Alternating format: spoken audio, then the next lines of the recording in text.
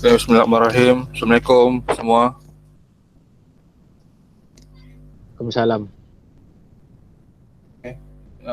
Waalaikumsalam. Oke, terima kasih. Semua ada 7 orang sekarang kan saat ini. Beri nampak cukupnya slide. Nampak. Apakah? Nampak je. Oke, beri ya. Ini cikgu rasa tidak akan lama hari ini. Cuma kita go through lah bab 4 nih, tidak kasih habis. Jadi next week kita tinggal bab 5 lah. Kita fokus bab 5. Dan dalam masa yang sama juga cikgu ingin mengingatkan kamu punya amali. Saat ini ada masalah amali. Atau belum bermula. Okey, cikgu. Ya, boleh ya. Bab minggu ini perlu antar kan. Jadi cikgu harap kamu kalau ada masalah boleh kontak cikgu. Kalau macam lupa sudah apa kita punya amali tu, boleh tengok balik di YouTube tu lah. Cikgu dah share link tu kan di grup kamu. Kamu tengok balik. Simple ya, cikgu buat tugasan yang sangat simple untuk kamu follow je, insyaAllah selesai lah. Nanti cikgu rasa tak sampai sehari pun kan, ada masa jumpa dengan kawan selesai kan. Sebab ini ada marka individunya, jadi tidak akan sama lah. Okey, jadi tanpa buang masa kita tengok kita punya tajuk pada hari ini. Okey, tegangan, mampatan, rici dan kilas. Okey, cikgu rasa cikgu sudah terangkan tapi tidak apa, cikgu saya imbas selalu. Apa itu kekuatan tegangan? Ditaklifkan sebagai beban tegangan maksimum yang boleh ditahan oleh tubuh sebelum kegagalan dibahagikan oleh kawasan keratan rentasnya. Hal ini juga kadang-kadang dirujuk kepada tekanan tegangan tepat atau UTS, Ultimate Tensile Strength. Ultimate Tensile Strength maksudnya daya yang paling kuat dia boleh tahan sebelum dia patah ataupun break lah, dia putus. Okey, ini adalah kekuatan tegangan. Tegangan ni juga kita bahasa apa? Tensile strength. Tensile lah, ditarik. Force, kamu tengok gambar ni. Force tu ditarik. Kalau kompresif ditolak. Kamu nampak di bawah ni, kalau boleh tengok cukup yang mouse. Kekuatan mampatan ni kompresif, ditolak. Kalau tensile ditarik. Biasanya seramik tidak berfungsi dan ketat, sementara logam agak baik. Bahan seperti kaca, serat, sering ditambah bahan polimer dalam arah daya tegangan untuk mengukuhkan atau meningkatkan kekuatan tegangan mereka. Okey, ini apa?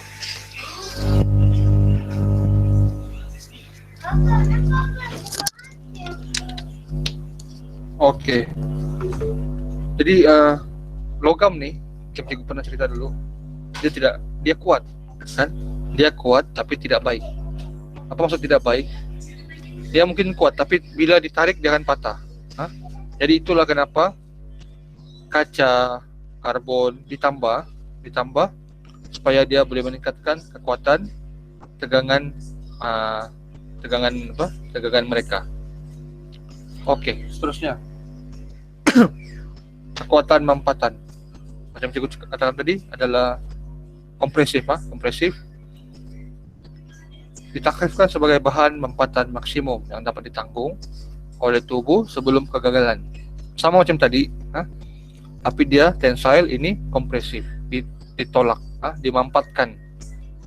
Seramik biasanya mempunyai kekuatan tegangan yang baik dan digunakan di bawah pemampatan konkrit.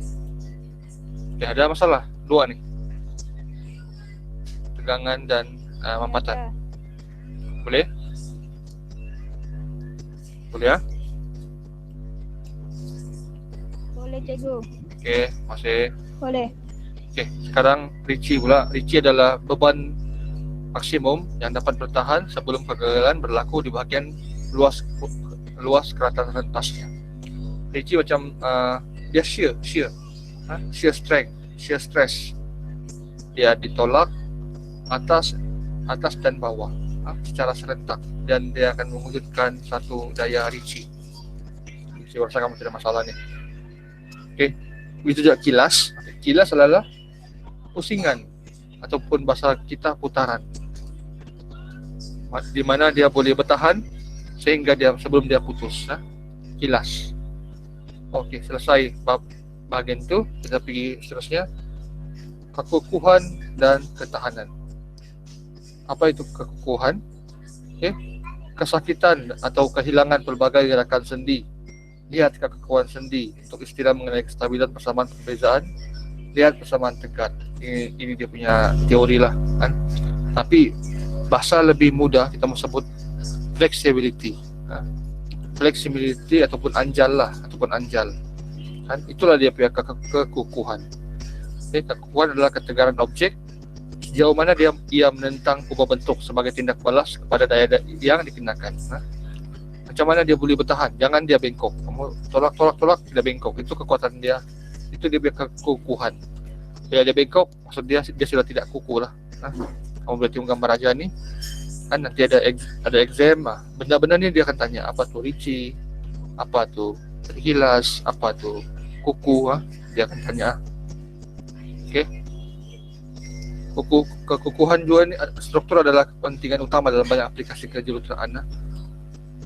Di mana kita tidak mau, kita ada benda kita mau anjal, ada benda kita tidak mau dia anjal lah. Ada benda kita mau dia kukuh, ada benda barang kita nak mau dia sangat kukuh. Itu bergantung dengan kita punya bahan yang kita mau lah kan. Takkan jambatan untuk jalan raya kamu mau anjal, nanti lori limpas bengkok, tidak ngam kan, itu tidak sesuai. Jadi kalau jalan raya, bangunan, kita mau dia sangat kukuh lah. Jadi satu lagi aplikasi kekejangan mendapati dirinya dalam biologi kulit. Ini juga dalam kita punya, ini biologi lah, juga nak sentuh, tapi dalam biologi juga kita ada konsep kekukuhan ya. Okey, seterusnya. Boleh sangat Irfan, Izul, kekukuhan. Boleh cikgu, boleh. Ya, terima kasih. Boleh. Okey, Boleh. seterusnya ketahanan. Ketahanan. Dalam sains bahan ya dan metalurgi, ketahanan adalah keupayaan bahan untuk menyerap tenaga dan berubah secara plastik tanpa patah. Dia serap tu dia serap tenaga tanpa patah. Okay. Definisi ketahanan juga adalah jumlah tenaga per unit volume yang bahan dapat menyerap sebelum dia pecah. Okay. Ia juga ditaksirkan sebagai rintangan bahan untuk patah apabila ditekankan. Okay. Jadi definisi apa itu ketahanan? Rintangan bahan untuk patah apabila ditekankan. Kekuatan memerlukan keseimbangan kekuatan dan kemuluran. Nah, ini pula kemuluran. Kemuluran ni berbeza dengan keanjalan. Ada orang ingat dia sama, sebenarnya dia sama. Mulur maksud dia boleh berubah bentuk tapi tanpa patah. Tanpa patah. Dia macam badan kereta. Badan kereta kalau kamu duduk, kamu nampak dia akan boleh berubah bentuk. Tapi bila kamu lepas, dia akan kembali kepada asalnya lah. Ketahanan juga boleh ditakrifkan berkenaan rantau raja tekanan tegangan. Okay. Ini gambaran dia lah. Okay. Sebagai contoh, bahan rapuh seperti seramik yang kuat dengan kemuluran yang tidak terhad tidak tertukar. Sebaliknya, kekuatan bahan menunjukkan berapa banyak daya yang dapat mendukung bahan, sedangkan kekuatan menunjukkan berapa banyak tenaga yang dapat diserap bahan sebelum pecah. Oke, ini semua toughness lah. Contoh ini contoh dia. Kalau antara kamu tengok ya, seramik dengan metals, mana lebih kukuh? Ketahanannya lebih tinggi? Biru ni seramik, hijau ni toughness. Mana lebih kukuh? Dia lebih tahan. Hello? Ada? Boleh reply? Apa cikgu? Antara seramik dengan metals, mana lebih tahan kamu tengok? Antara ni dalam garisan ni. Itu cikgu, seramik. Seramik ya? Small toughness, large toughness.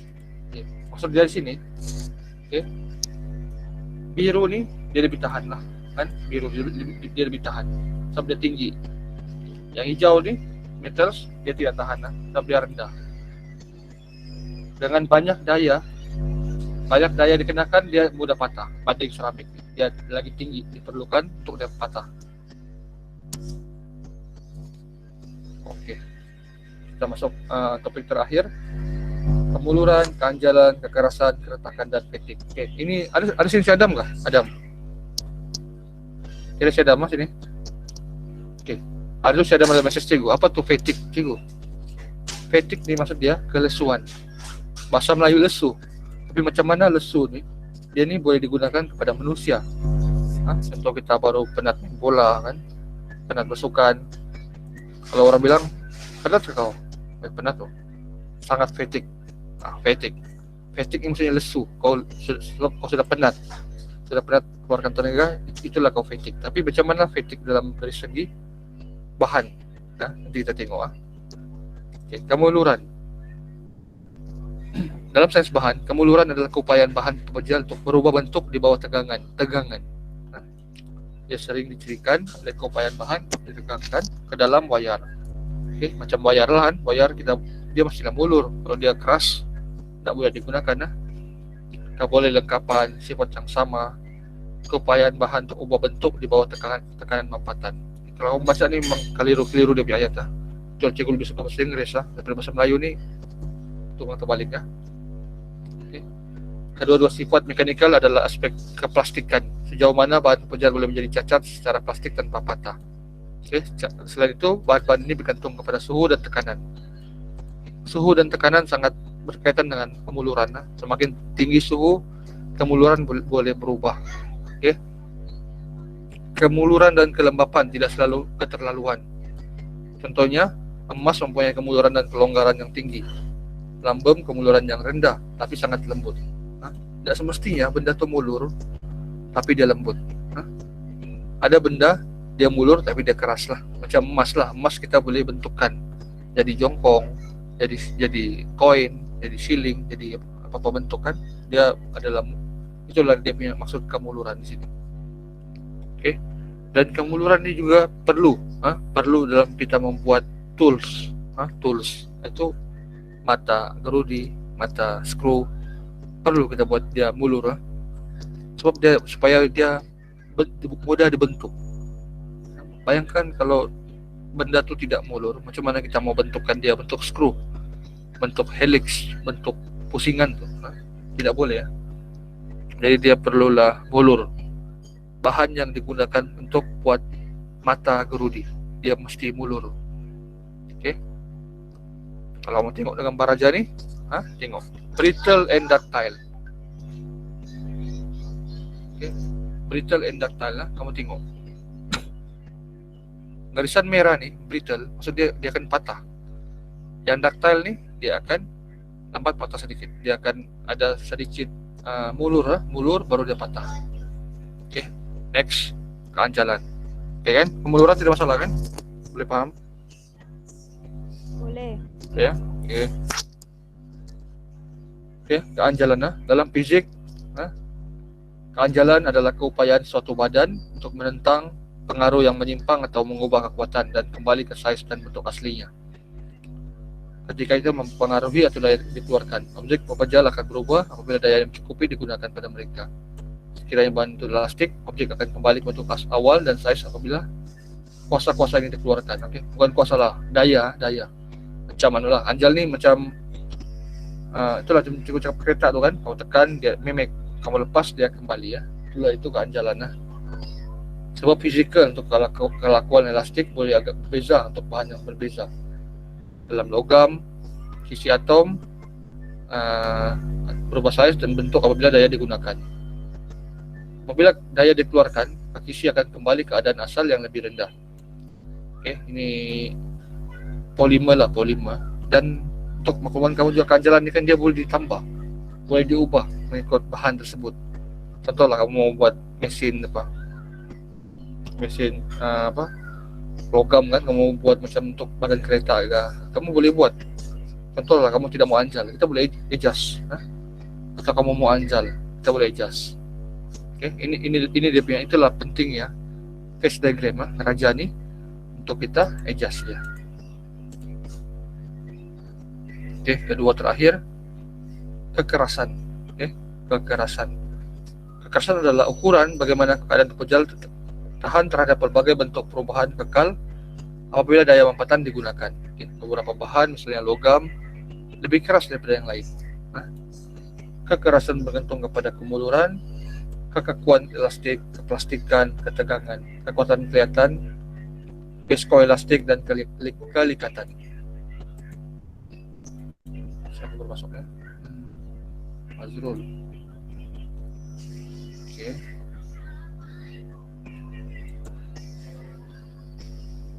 Oke.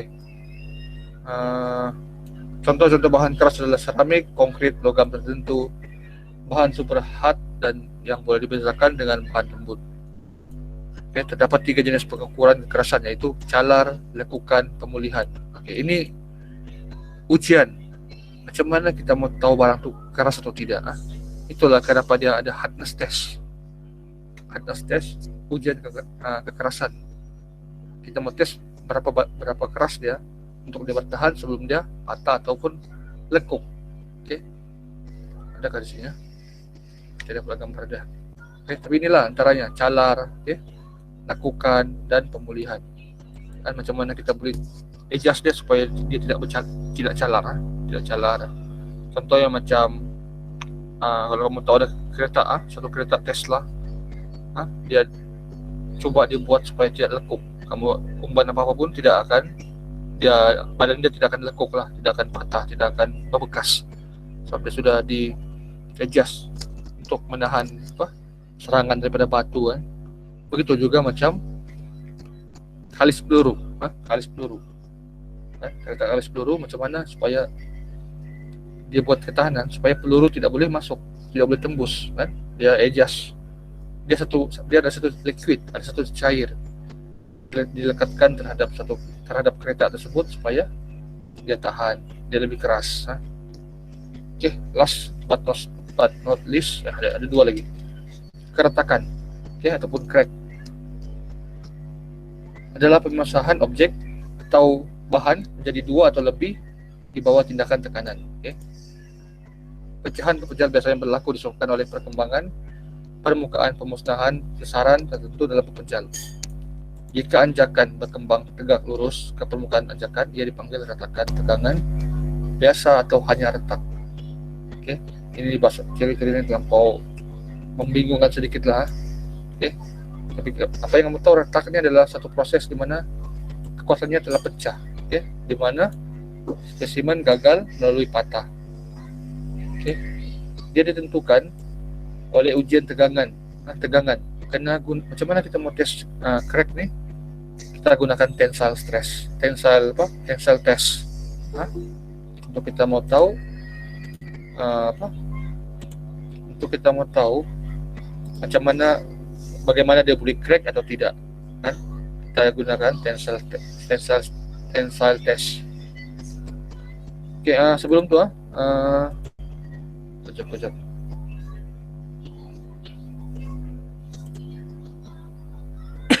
Mana kehadiran kita ni? Tolong PMC Adam, kawan-kawan yang lain, suruh dia masuk saja. Tidak apalah kalau dia sibuk pun tidak apa. Tapi cikgu punya Google Meet ni dia akan otomatis rakam. Jadi kalau kamu tidak masuk, nanti kamu susah cikgu mau kasih bukti kamu hadir, Tidak apalah ini. Kalau kamu tengok lepas ni pun tidak apalah, Kamu lambat masuk, tidak apa. Yang penting kamu masuk dulu, lepas tu keluar balik tidak apa. Supaya kita boleh kehadiran ni okey. Boleh cari mana siapa? Tolong PM Adam ke siapa lagi pun ada.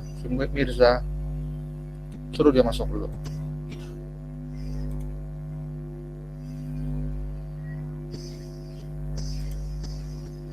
Siapa? Mana kecenderaan ni? Okey, sekarang baru 2, 3, 4, 5, 6, 7, 8, 9. Baru 9 orang. Okey, Mr. Yaman, Arwan, Fakli, Irfan, Rika, Stanley, Hikman, Izul, Mazrul, Rizwan tadi ada, Rizwan.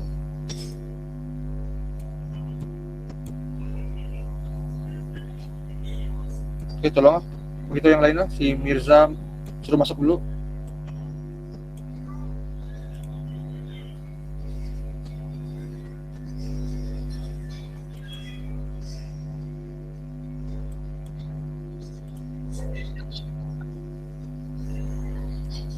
Oke.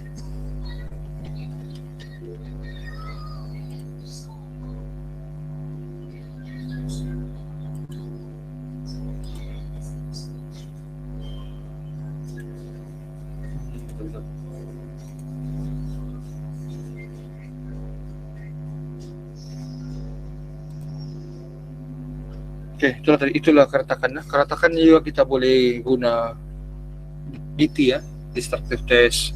Kita boleh juga guna NDT ya, non destructive test. Selain itu juga kita boleh guna tensile strength lah, tensile test, compressive test. Kita boleh guna itu antara peralatan yang kita boleh guna untuk kita mentes keretakan ataupun crack. Oke, fatigue. Dalam sains bahan, fatigue adalah fatigue ni kalau kamu translate maksudnya adalah lesu.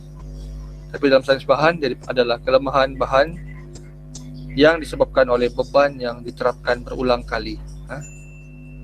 Ia adalah kerosakan struktur yang progresif dan setempat yang berlaku apabila bahan dikenakan permuatan kitaran. Nilai tegasan maksimum nominal yang menyebabkan kerosakan sedemikian mungkin lebih rendah daripada kekuatan bahan yang biasanya disebut sebagai tegangan muktamad ataupun had tekanan hasil. Dia begini ya. Fatigue ini adalah kelesuan ataupun kelemahan akibat beban yang dikenakan beberapa kali. Contoh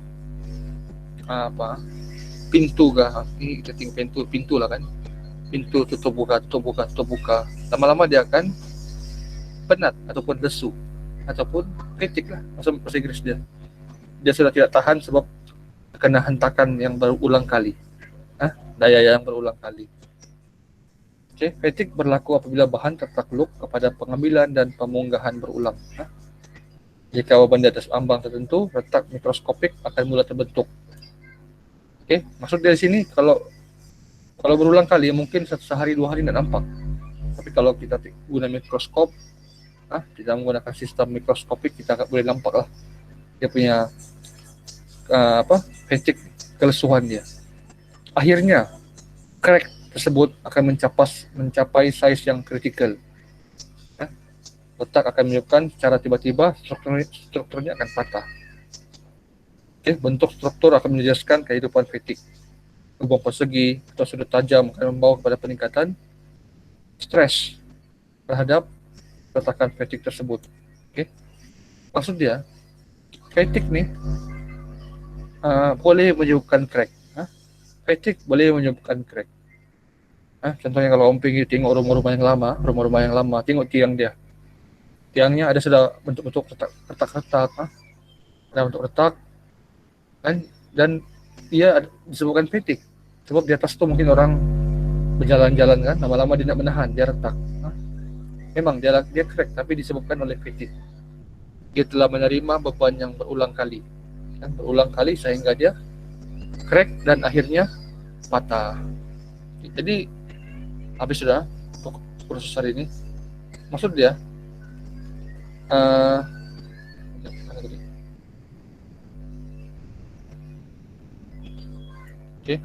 kemungluran, keanjalan, kekerasan, keretakan dan fatigue ni adalah benda yang semua berkait rapat. Fatigue, bila dia berlaku fatigue, dia akan menyebabkan keretakan. Bila keretakan, dia sudah tidak keras kan, kemulurannya pun terganggu, keanjalannya pun terganggu, dan akhirnya sekali, ingat akhir sekali dia akan membawa kepada plastik. Bila plastik ini maksudnya patah. Plastik maksudnya patah atau brittle maksudnya patah. Itu adalah akhir sekali untuk setiap benda. Kalau manusia ini mati lah kan, tapi kalau benda dia akan pergi ke plastik bila dia kena tekanan. Maksudnya dia sudah patah ataupun dia tidak boleh digunakan lagi lah. Okey, jadi hari ini itu saja. Ada apa-apa soalan? Tiada cikgu. Tidak? Tiada cikgu, faham. Jadi setakat ni sihat juga semua? Alhamdulillah sehat. Alhamdulillah. Sehat. Oke, jadi yang ya mas, sebelum itu cikgu mau pastikan dulu kehadirannya. Tunggu. Dia dulu keluar. Ah.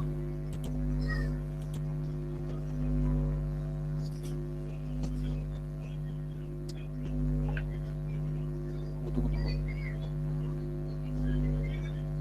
Ada dengar kabar untuk yang lain-lain nih, si Salib pun di sini ya.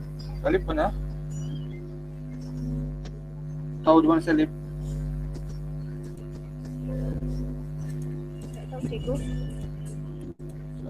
Cikgu mau terus yang dah dia dah. Jom.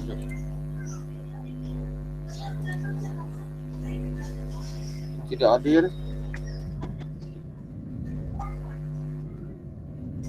Alif. Siapa ya? Alif. Firza. Pizan masih ya? Cerita ya Pizan?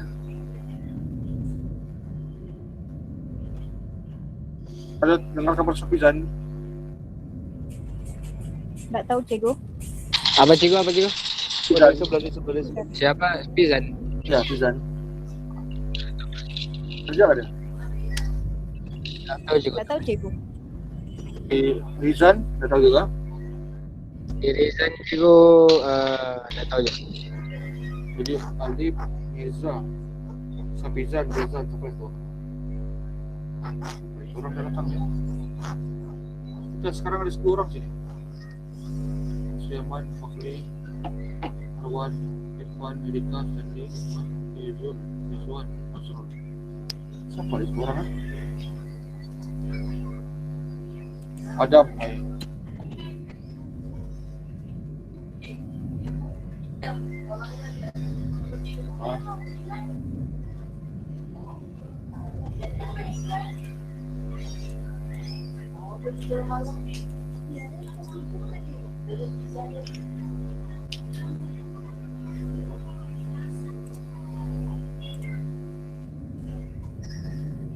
Cikgu kalau boleh tidak mau tulis kamu tidak hadir, Bang.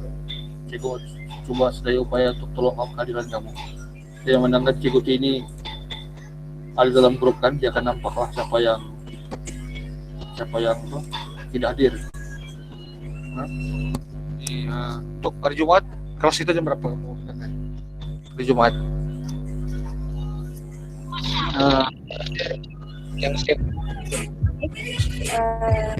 10 oke, 10. Jumat. oke je. Ya? Nak berlanggar kata cikgu? 10.30 tak silap cikgu. 10.30 makan? Ya. Bolehlah cikgu. Oke, jadi Jumat masih jam 10.30. Tolong makasih hari ini ya. Kita punya kehadiran pun sangat baik hari ini 10 orang. Kan jadi yang 5 orang tuh cikgu kan minta orang komen di YouTube lah sebelum jam 10 nih. Kalau enggak cikgu terpaksa tulis dong punya kehadiran kosong. Oke, jadi apapun terima kasih semua.